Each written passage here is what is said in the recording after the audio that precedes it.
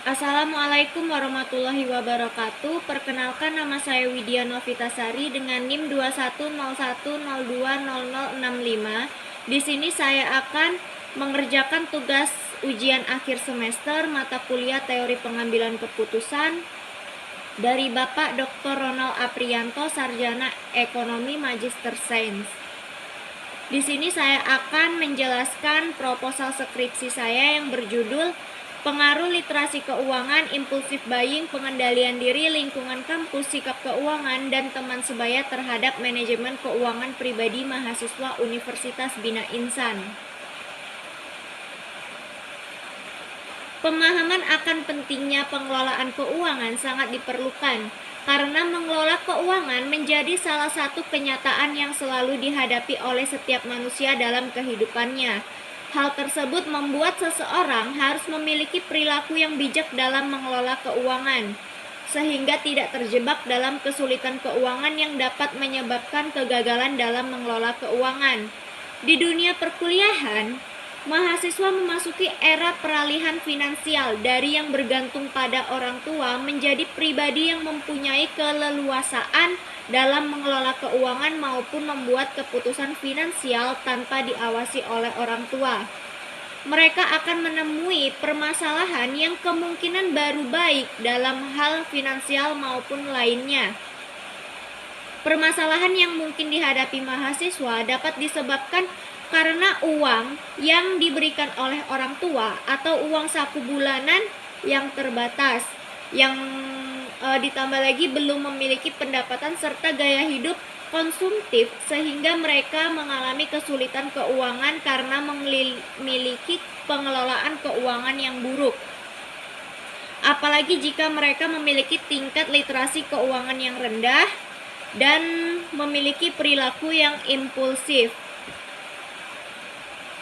Dan ditambah lagi jika mereka kurang dalam hal mengendalikan diri akibat dari pengaruh lingkungan kampus dan teman sebaya yang buruk, maka manajemen keuangan pribadi mereka juga akan mengalami penurunan.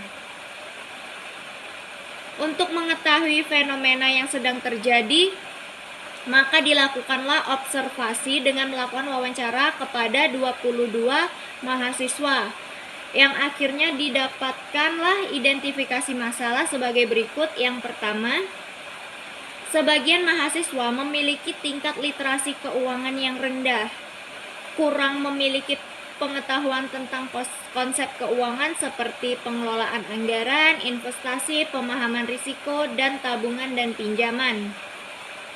Yang kedua itu, mahasiswa sering tergoda untuk melakukan pembelian impulsif, terutama dengan hadirnya tawaran diskon dan promosi. Hal ini dapat mengarah pada pengeluaran yang tidak direncanakan dan dapat mengganggu kestabilan keuangan pribadi. Yang ketiga itu, mahasiswa sering menghadapi kesulitan dalam mengendalikan diri mereka untuk menahan diri dari pembelian impulsif. Yang keempat itu, banyak mahasiswa yang terpengaruh dalam membuat keputusan keuangan serta gaya hidup yang tinggi akibat meniru teman, sehingga hal tersebut akan mempengaruhi manajemen keuangan pribadi. Yang kelima itu, mahasiswa seringkali terpengaruh oleh berbagai kegiatan kampus seperti acara sosial, organisasi, atau ekstrakurikuler yang dapat meningkatkan pengeluaran. Yang keenam itu, mahasiswa memiliki sikap yang kurang bijaksana atau kurang peduli terhadap keuangan, sehingga kurang mampu dalam membuat keputusan keuangan yang cerdas. Selanjutnya itu rumusan masalah. Yang pertama, apakah literasi keuangan, impulsif buying, pengendalian diri, lingkungan kampus, sikap keuangan, dan teman sebaya berpengaruh secara parsial terhadap manajemen keuangan pribadi mahasiswa Universitas Bina Insan? Yang kedua itu, apakah literasi keuangan, impulsif buying, pengendalian diri, lingkungan kampus, sikap keuangan, dan teman sebaya berpengaruh secara simultan terhadap manajemen keuangan pribadi mahasiswa Universitas Bina Insan? Selanjutnya itu untuk tujuan penelitian. Tujuan penelitian itu yang pertama untuk mengetahui apakah literasi keuangan, impulsif buying, pengendalian diri, lingkungan kampus, sikap keuangan, dan teman sebaya berpengaruh secara parsial terhadap manajemen keuangan pribadi mahasiswa Universitas Bina Insan.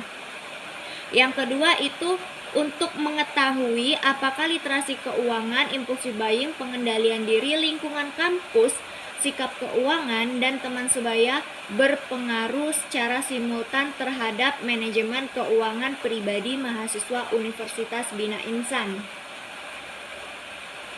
Selanjutnya untuk kajian teori, Theory of Planned Behavior yang dikemukakan oleh Fishbein dan Einstein adalah grand theory pada penelitian ini. Theory of Planned Behavior atau biasa disebut dengan TPB umumnya disebut dengan teori perilaku yang direncanakan. Theory of Planned Behavior merupakan teori yang menjelaskan tentang bagaimana seseorang melakukan suatu tindakan dan seperti apa cara seseorang menunjukkan reaksi. Theory of Planned Behavior merupakan pengembangan dari Theory of Reason Action. Selanjutnya untuk hipotesis. Hipotesis atau hipotesa adalah jawaban sementara terhadap masalah yang masih bersifat praduga karena masih harus dibuktikan kebenarannya. Hipotesis pertama yaitu adanya pengaruh literasi keuangan terhadap manajemen keuangan pribadi mahasiswa Universitas Bina Insan. Hipotesis kedua yaitu adanya pengaruh impulsif buying terhadap manajemen keuangan pribadi mahasiswa Universitas Bina Insan. Hipotesis ketiga yaitu adanya pengaruh pengendalian diri terhadap manajemen keuangan pribadi mahasiswa Universitas Bina Insan. Hipotesis keempat yaitu adanya pengaruh lingkungan kampus terhadap manajemen keuangan pribadi mahasiswa Universitas Bina Insan. Hipotesis kelima yaitu adanya pengaruh sikap keuangan terhadap manajemen keuangan pribadi mahasiswa Universitas Bina Insan. Untuk hipotesis yang keenam yaitu adanya pengaruh teman sebaya terhadap manajemen keuangan pribadi mahasiswa Universitas Bina Insan. Untuk hipotesis yang ketujuh yaitu adanya pengaruh literasi keuangan, impulsif buying, pengendalian diri, lingkungan kampus, sikap keuangan, dan teman sebaya terhadap manajemen keuangan pribadi mahasiswa Universitas Bina Insan.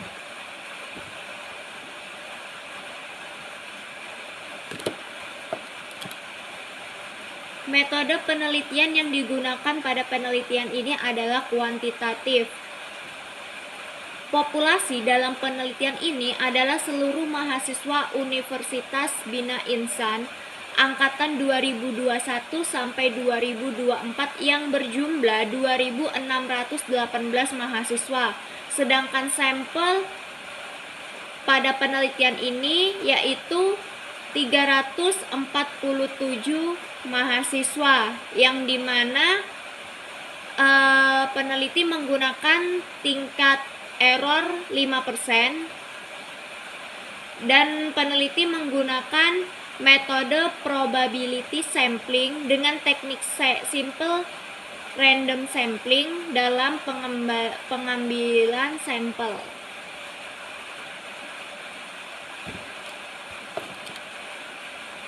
Data yang digunakan pada penelitian ini yaitu data primer dan data sekunder. Data primer merupakan data yang diperoleh melalui responden.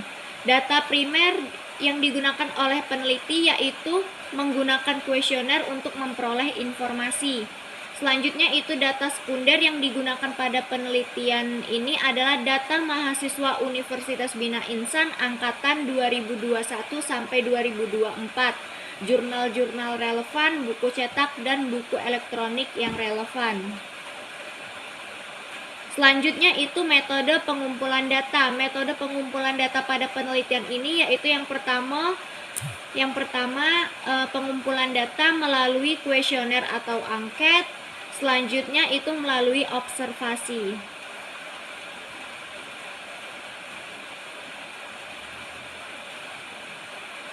Penelitian ini menggunakan instrumen skala Likert yang dimana itu terdapat 5 poin. Untuk poin pertama itu sangat tidak setuju, poin kedua tidak setuju, poin ketiga netral, poin keempat setuju, dan poin yang kelima itu sangat setuju.